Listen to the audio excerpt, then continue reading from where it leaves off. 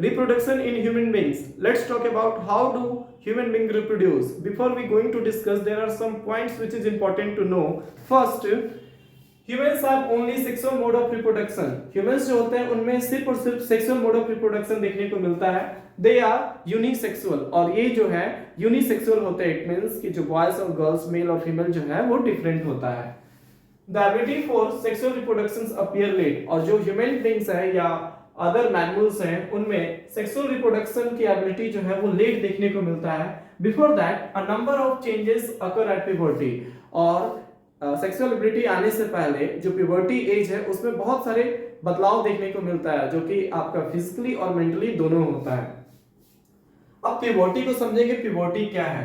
तो puberty age at which the sex hormones or gametes begin to produce. ये ऐसा as होता है जिसमें सेक्स हार्मोन्स जो है वो बनना शुरू हो जाता है और उसके बाद जो है गैमेट बनना शुरू हो जाता है.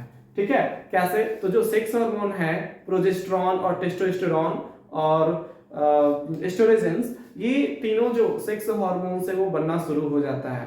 और जैसे ये सेक्स हार्मोन बनना शुरू हो जाता है तो उसमें ये जो गैमेट्स जो है वो भी बनना शुरू हो जाता है. इट मींस कि जो स्पर्म और एग है ये बनना शुरू हो जाता है. तो ये बात है clear. Age at which the sex hormones और gamete begin to produced and boy and girls become sexually mature. जिसमें बॉय एंड गर्ल्स जो होते हैं वो सेक्सुअली मैच्योर हो जाते हैं, मीनिंग एबल टू रिप्रोड्यूस. और ये अब उनमें रिप्रोडक्शन की क्षमता आ जाती है. It occurs at the age of 10 to 14 years in a girls and 13 to 15 years in a boys. और जो प्यूबर्टी है ये आपको देखने को मिलता है 10 to 14 years गर्ल्स में और 13 to 15 years बॉयज में देखने को मिलता है. ये जो ईयर्स जो है वो डिफरेंट बुक में डिफरेंट आपको थोड़ा देखने को मिल जाता है.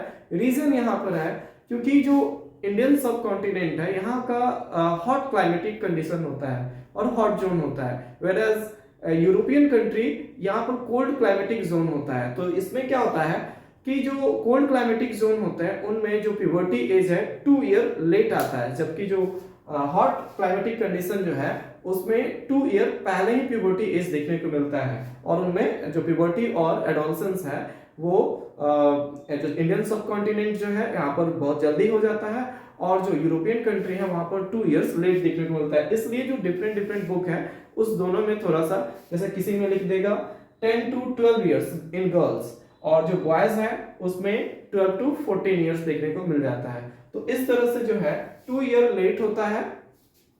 अब है कि जो प्यूबर्टी जब आते हैं तो उसमें बहुत सारे चेंजेस देखने को मिलता है बॉय एंड गर्ल्स में. और ये जो चेंजेस जो है ये बॉयज और गर्ल्स में कुछ चेंजेस कॉमन होता है और कुछ जो है वो डिफरेंट होता है. तो इन चेंजेस को भी हम लोग समझेंगे. First, the thick hairs grow in armpits and genital area. अब जो आर्मपिट्स है और जो जेनिटल एरिया है वहां पर बहुत ज्यादा थिक हेयर्स देखने को मिलता है. Skin becomes oily may result in pimples. और जो बॉयज एंड गर्ल्स हैं उनके जो स्किन जो होते हैं वो ऑयली होना शुरू हो जाता है और बहुत सारे को पिंपल्स भी निकलना शुरू हो जाता है. Genital area becomes darker. और जो जेनिटल एरिया है ये भी डार्कर होना शुरू हो जाता है, जो कि ये तीनों जो है ये कॉमन है बॉयज एंड गर्ल्स में. अब है डिसिमिलर और different changes in boys and girls. अब जो बॉय और गर्ल्स है उसमें ये डिफरेंट चेंजेस देखने को मिलता है. तो फर्स्ट देखते हैं, in girls breast size begin to increase. First changes आपको देखने को मिलता है कि जो गर्ल्स होती है उनमें ब्रेस्ट साइज उनका इंक्रीज हो जाता है. Girls begin to menstruate. और गर्ल्स में मेंस्ट्रुएशन स्टार्ट हो जाते हैं. इट मींस ये उनमें पीरियड स्टार्ट हो जाता है. तो ये चेंजेस जो है सिर्फ और सिर्फ गर्ल्स में देखने को मिलता है. In boys thick hairs grow on the face. और बॉयज जो है उनमें थिक हेयर्स उनके फेस पर देखने को मिलता है in the form of moustache and beard. Second is voice begin to crack. और जो वॉइस होते हैं वो क्रैक हो जाते हैं. इट मींस भारी वाला जो मर्दाना आवाज जो होता है वो स्टार्ट हो जाता है. These changes signals that sexual maturity is taking place. और बॉयज एंड गर्ल्स में इस तरह का जो चेंजेस जो है वो देखने को मिलता है. तो ये सिग्नल्स करता है, ये सिग्निफाई करता है कि वो जो है सेक्सुअली मैच्योर हो चुके हैं. In this video we are going to learn the male reproductive system and we have also learned here how the male reproductive system consists and what are the structure of male reproductive system and what are the functions of the organs found in the male reproductive system. So first of all we learn what makes male reproductive system. So male reproductive system consists of pair of testes, vas deferens, epididymis, scrotum and seminal vesicule, prostate glands and the last is penis. ये इससे हमारा mail reproductive system बना होता है. Now we are going to learn the simple diagram of male reproductive system. You can also draw this diagram in your examinations in simple way.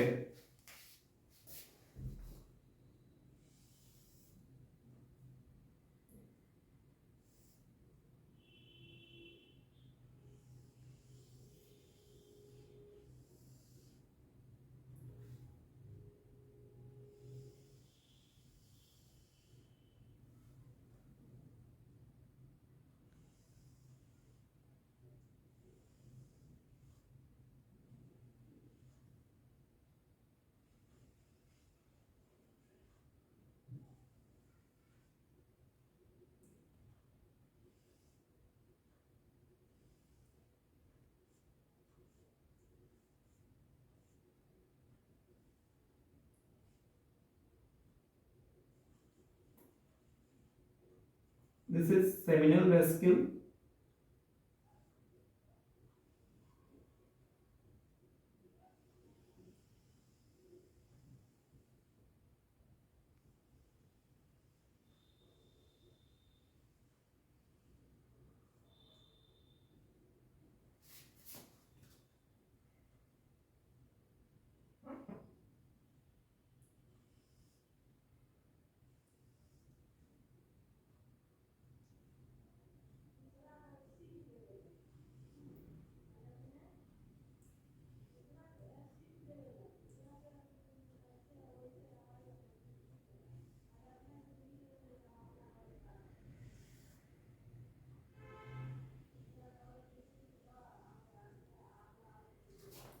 This is the testes.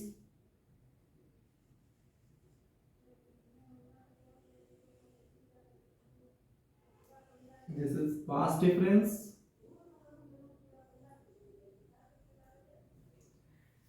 And last is the prostate gland. Here you can see the simple diagram of male reproductive system, and now we are going to level it. This is urinary bladder or simply bladder.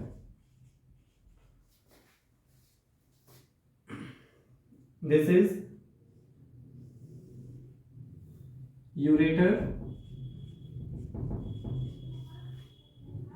and this is prostate gland.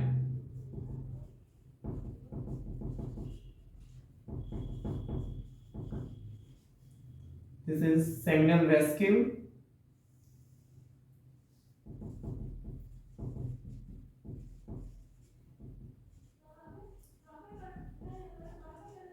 And this is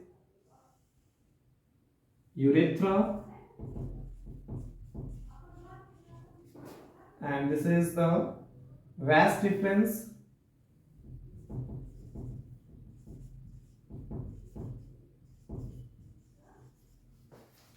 and here is the testes, and this is the this is mentioned already. This is called penis. This is penis and this is scrotum. Here the simple diagram of male reproductive system, and lastly right here the figure diagrammatic representation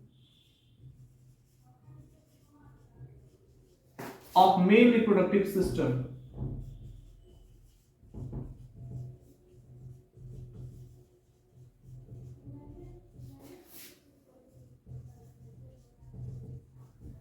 So here you can draw this diagram within 4 to 5 minutes. आप 4 minutes में इस diagram को बनाने के बाद आप इसको level कर सकते हैं। डायग्राम को सिंपल एग्जाम में रख सकते हैं और लेवलिंग जो है उसको कंप्लीट करिएगा।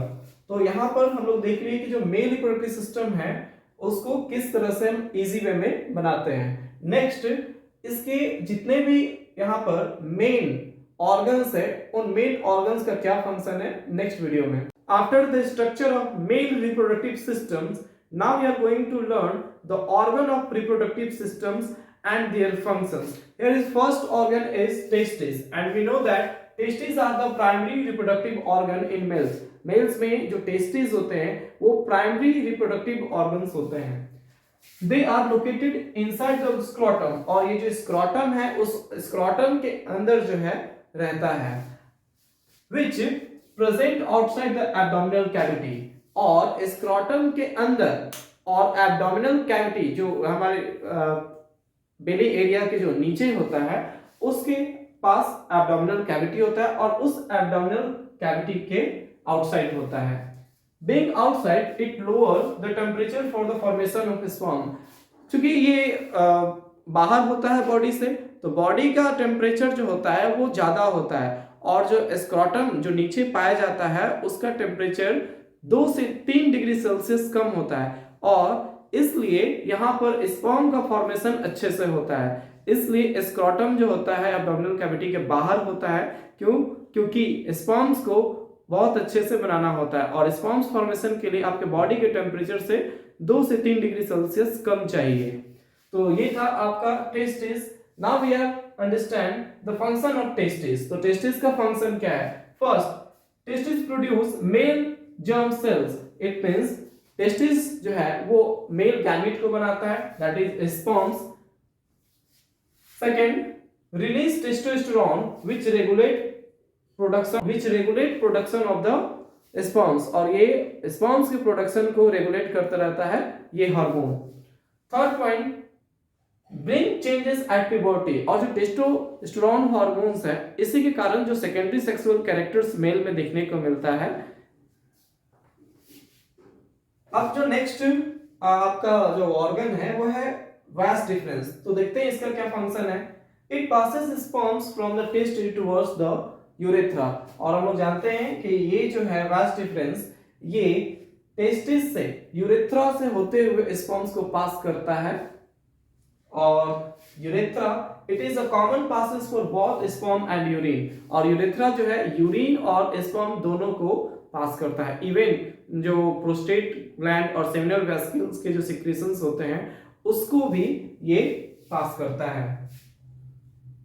Next, seminal vesicles and the prostate gland. जो सेमिनल वेसिकल्स है और जो प्रोस्टेट ग्लैंड है उसका क्या फंक्शन है?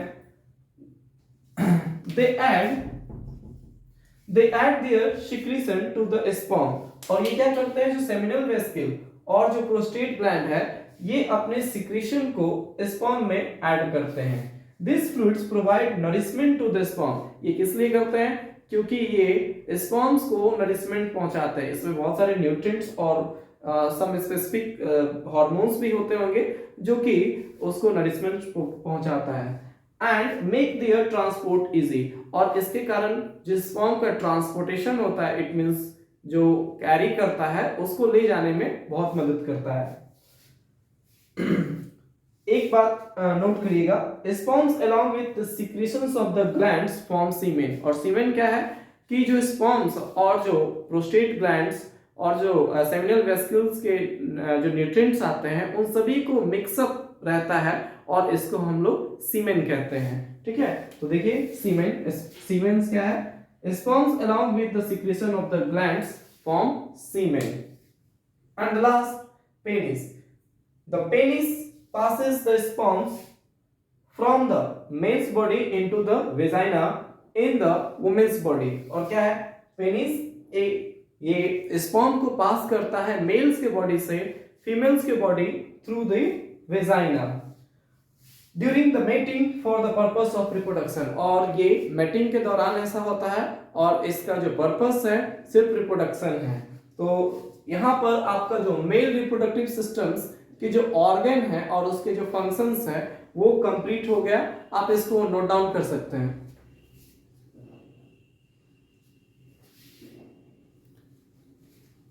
नेक्स्ट हम लोग फीमेल रिप्रोडक्टिव सिस्टम के बारे में पढ़ेंगे। उसमें भी हम लोग देखेंगे कि फीमेल रिप्रोडक्टिव सिस्टम कैसे बना होता है, ठीक है, उसका स्ट्रक्चर क्या है, कैसे इसको लेबलिंग करेंगे और उसके ऑर्गन्स का क्या फंक्शंस है, इस पे भी हम लोग डिस्कस करेंगे नेक्स्ट वीडियो में।